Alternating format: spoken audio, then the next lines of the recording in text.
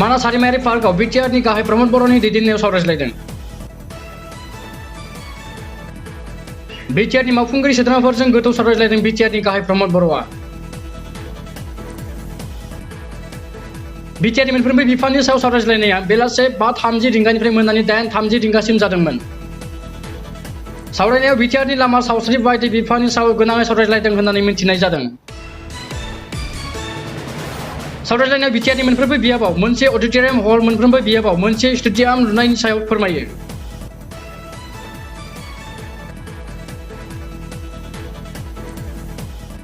আজি বৈঠক হল এইবাৰৰ যেটো আমাৰ ফাইনান্সিয়েল ইয়াৰ বাজেট প্ৰত্যেকটা ডিপাৰ্টমেণ্টৰ যিবিলাক আমি আঁচনি হাতত লৈছোঁ, যিবিলাক আমি কাম কৰিম, সেইবিলাক লৈ আমাৰ ইয়ামসকলৰ ভিতৰত ৰিভিউ মিটিং এটা হ'ল। কাৰণ আমি বহুত কেইটা আঁচনি এইবাৰ আমি আমাৰ ফাইনান্সিয়েল ইয়াৰত লৈছোঁ, যে কেইটা আঁচনি মানে আমাৰ বিটিআৰ বাকী ৰাজ্যৰ কাৰণে বহুত লাভৱান হ'ব। তো আজি সেইকাৰণে চিফ ছাৰৰ মানে নেতৃত্বত আৰু চিফ ছাৰৰ হেৰিত আমি আজি ইয়াতে এই মানসত আমি সকলে বহিলোঁ, মিটিং কৰিলোঁ। আৰু এইটো যেনেকুৱা ধৰক আমাৰ ইচি মিটিং হয়, itchy meeting means executive council. তো সেইটো ক'ব পাৰে যে এইটো দিছ ইজ নন অফিচিয়েল। আমি যেনেকুৱা এক্সিকিউটিভ কাউন্সিল মিটিং পাতোঁ আমি অফিচাৰসকলক লৈ পেলাই, আজি অফিচাৰ নাই, আমি আমাৰ ইএমসকলক লৈ পেলাই মিটিং পাতিছোঁ। আমি প্ৰত্যেকটা ডিপাৰ্টমেণ্টৰ আমাৰ নিজৰ যিবিলাক আমাৰ কৰিবলগীয়া আছে কামবিলাক, সেইবিলাক লৈ আমি ৰিভিউ কৰিলোঁ। আশা কৰোঁ যে ভাল হ'ব, ৰাইজৰ কাৰণে বহুত উন্নয়নমূলক কাম হ'ব, সেইটো লৈ আলোচনা কৰিছোঁ। আৰু বেলেগ একো নহয়, এইটো জাষ্ট খালি ভেন্যুটোহে আমি ইয়াতে বহিছোঁ, আৰু বেলেগ একো নহয়, মানসলৈ কথা নহয়। জাষ্ট খালি আমাৰ প্ৰত্যেকটা ডিপাৰ্টমেণ্টৰ যি মানে কনষ্ট্ৰাকটিভ যিবিলাক ৱাৰ্ক হ'ব, সেইবিলাক লৈ আমি আলোচনা কৰিছোঁ। আৰু স্পেচিয়েলি আমাৰ ডিছকাশ্যনটো হৈছে আমাৰ হেৰি লৈ এই ৰোডছ ৰাস্তা আৰু PNRD ডিপাৰ্টমেণ্টৰ আৰু হেল্থ এণ্ড ফেমিলি ৱেল ডিপাৰ্টমেণ্টৰ কিছুমান আমি স্পেচিয়েল হৈছে। যেনেকুৱা এটা কৈ দিওঁ মই, মানে হেল্থ ইজ ৱেল্থ বুলি এটা আঁচনি এটা হেৰি হৈ আছে।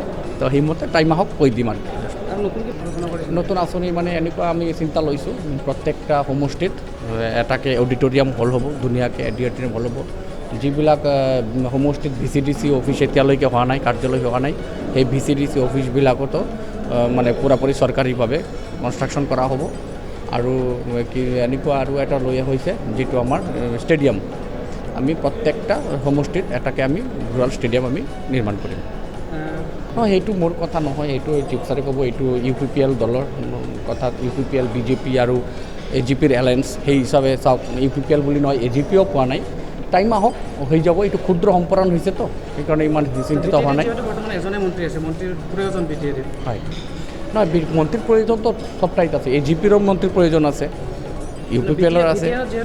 নহয়, যিহেতু মই মন্ত্ৰী বুলি কোৱা নাই, যিহেতু কাউন্সিল গভমেণ্ট আমাৰ আছেই। কাউন্সিলে আমাৰ প্ৰমোদ বৰা ডাঙৰীয়া ইমান দক্ষ এজন মানে চিফ, তেওঁৰ নেতৃত্বত যিমান ধুনীয়া কাম হৈ আছে, তো মই ভাবোঁ মন্ত্ৰী আৰু চিফৰ ভিতৰত আমাৰ চিফ ছাৰৰ কেবিনেট ৰেংক কৰি হয়। অসম চৰকাৰে কেবিনেট মৰ্যাদা দিছে, সেইমতে ক'ব পাৰি যে আমাৰ চিফ ছাৰো অসমৰে এজন চিফ, তেওঁৰ নেতৃত্বত যিমান ধুনীয়া কাম হৈ আছে, তো মই ভাবোঁ মন্ত্ৰী আৰু চিফৰ ভিতৰত আমাৰ চিফ ছাৰৰ কেবিনেট ৰেংক কৰি হয়। অসম চৰকাৰে কেবিনেট মৰ্যাদা দিছে, সেইমতে ক'ব পাৰি যে আমাৰ চিফ ছাৰো অসমৰে এজন কেবিনেট মন্ত্ৰী ক'ব পাৰোঁ। তো সেইমতে UG ব্ৰহ্ম ডাঙৰী আছে, চিফ ছাৰো আছে, সেইকাৰণে মই ভাবোঁ চলি আছে। আৰু এজন মিনিষ্টাৰৰ লগত ডিছকাছ হৈছে, আমাৰ চিফ ছাৰে আলোচনা কৰিছে আমাৰ মুখ্যমন্ত্ৰী ডাঙৰীয়াৰ লগত। টাইম আহক, যেতিয়া নেক্সট এক্সটেনশ্যন হ'ব তেতিয়া পাই যাব। ফলাফল এইটোতো ক'বই নালাগে, এইবিলাক এইটোতো জিকি আছোঁ আমি। জাষ্ট খালি আমি এতিয়া চেলিব্ৰেশ্যন কৰাৰ বাকীহে। আমি বহুত ভোটৰ ব্যৱধান জয়যুক্ত হ'ম। ডাঙৰকৈ হ'ব, এইটো ডাঙৰ ইমান ভোটৰ ব্যৱধানত আমি জয়যুক্ত হ'ম, এইটো আৰু কি ডাঙৰকৈতো হ'ব। আপুনি চাব যে BPF ক'ত থাকে আৰু UPPL ক'ত থাকে, তেতিয়াই মানুহে গম পাব। BPF দলে যেনেকৈ বকি থাকে যে চৰকাৰে একো কাম কৰিব পৰা নাই, হেৰ নাই, তেনেহ'লে চৰকাৰে কাম কৰিব পৰা নাই, চৰকাৰ কোনে বনায়? ৰাইজে বনায়, ৰাইজে ভোট দি জিকায়। তো সেইটো মানে আমাক ইংলিছ মানে পৰিচয় দিব যে ৰাইজে BPFৰ ফালত নে UPPLৰ লগত। আজিৰ সভাত গোটেইকেইজন EM আছিলে? চবেই আছে, চব EM আমি হেৰি কৰিছোঁ। দুই এজন EM আহিব পৰা নাই, তেওঁলোক অলপ ব্যক্তিগত কামত ব্যস্ত হৈ আছে। বাদ বাকী আমি চব ইয়াতে এচি বহিছোঁ, আমি আলোচনা হ'ল, ভালে ভালে হ'ল। এইটো চৰকাৰী মিটিং ক'ব পাৰি, কিন্তু মানে মানে অফিচাৰসকলক লোৱা নাই, যিহেতু আমি EMসকলে বহিছোঁ। এইটো কাউন্সিল মিটিঙে ক'ব পাৰি। বহুত উন্নত হ'ব, জাষ্ট খালি উই নিড টাইম। মই এটা কথা বাৰবাৰ কৈছোঁ যে মেট্ৰিক পাছ কৰা ষ্টুডেণ্টৰ লগত ক্লাছ 1ত পঢ়া ষ্টুডেণ্টৰ লগত কেতিয়াও কম্পেয়াৰ কৰিব নোৱাৰি। আমি চৰকাৰ বনাইছোঁ মাত্ৰ 1-1.5 বছৰ হৈছে আৰু BPF চৰকাৰ চলাইছে 17টা বছৰ। এই 17টা বছৰ আৰু আমি 1 বছৰৰ লগত কম্পেয়াৰ কৰিলে হ'ব নেকি? হয় নে নহয়? আজি যিকেইটা মানুহে কৈ থাকে ৰাস্তা হাগ্ৰা মহিলাৰী বনাইছে, হাগ্ৰা মহিলাৰী 2005ত জয়যুক্ত হোৱাৰ পিছতে 2006ত সব ৰাস্তা কমপ্লিট কৰি দিছিল নেকি? নিশ্চয় কৰা নাই। 2007 আপোনাৰ এই 17টা বছৰ আৰু আমিহে হৈছোঁ, তো আমাক টাইম লাগিব না কাম কৰিবৰ কাৰণে। আগ্ৰামা মহিলাৰী বাৰে বাৰে কৈ এইবিলাক নহয়, এইবিলাক এইটো ক'বই, অপজিশ্যনটো বগি থাকিবই, নিজকে অক্সিজেন জীয়াই ৰখাৰ কাৰণেতো বগি থাকিব না। তো এইটো একো নহয়, মানুহে ৰাইজে গম পায় আজিকালি ৰাইজ বহুত স্মাৰ্ট, বহুত ইণ্টেলিজেণ্ট।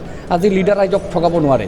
লিডাৰে যোনে যিমানেই কথা কওক, ৰাইজ আজিকালি শিক্ষাৰ হাৰ ইমান বাঢ়ি গৈছে, কাকো কেনেকৈ আজিকালি মানে বুৰ্বক বনাব নোৱাৰে। ৰাইজ যথেষ্ট স্মাৰ্ট, ৰাইজে গম পায় যে কোনে দক্ষ আৰু কোনে এলিজিবল আৰু কোনে এলিজিবল নহয়, আৰু কোন চৰকাৰে নিয়ম শৃংখলা আৰু জাতি জনগোষ্ঠী সকলোৰ লগত মিলা প্ৰীতি বজাই ৰাখি চৰকাৰখন চলে। সবচে ডাঙৰ কথা আপুনি চাওক যে অবৰহ যেতিয়া সৃষ্টি হৈছিল তেতিয়া কোন চৰকাৰ আছিল? BPF চৰকাৰ আছিলে। আজি অবৰই আমাৰ লগত আছে। আজি আমাৰ কোনো জাতি জনগোষ্ঠীৰ লগত কাৰো লগত আমাৰ হাই কেচাল নাই, তৰ্ক নাই। কক ৰাজবংশী কক, অসমীয়া কক, কাৰো ক্ষোভ নাই। BTCত প্ৰমোদ বড়ো ডাঙৰীয়াৰ নেগিষ্টত কোনো জাতি জনগোষ্ঠীৰ তো কোনোদিন প্ৰেছ মিটও নিদিয়ে, একো মানে হেৰিও দুখ প্ৰকাশো নকৰে। চাওক, আৰু BPFৰ সময়ত প্ৰত্যেকটা জাতি জনগোষ্ঠীৰ ডেইলি ৰাস্তাৰ পথাৰত আহি পেলাই দাবী, এইটো দাবী, এইটো দাবী, এইটো প্ৰত্যেক জাতি জনগোষ্ঠীৰ নিজা নিজা দাবী। কিন্তু আজি চাওকচোন, আজি বঙালীৰ পৰা ইমান কেইজন EM, আজি গোৰ্খাৰ পৰা আপোনাৰ নমিনেট MCLA আৰু প্লাছ পলিটিকেল ছেক্ৰেটাৰী, আপোনাৰ আদিবাসীৰ পৰা আছে, আপোনাৰ অসমীয়া ইয়াৰ পৰা আছে, প্ৰত্যেক জাতি জনগোষ্ঠীৰ EM আছে, কাউন্সিলত সোমাই আছে। আগত আছিল নেকি কওকচোন? তাৰমানে তাহলে কোনটো ভাল আপুনি নিজে কওক। BPF চৰকাৰ সময়ত থাকোঁতে অবৰো EM কেইটা আছিলে, আৰু আজিৰ এই চৰকাৰৰ সময়ত অবৰো EM কেইটা আপুনি নিজে চাওক। তাৰমানে কি, এইটো কোনটো ভাল কোনটো বেয়া ৰাইজে এইটো দেখা পাই আছে না? থাকিবই। ঠিক আছে, থেংক ইউ।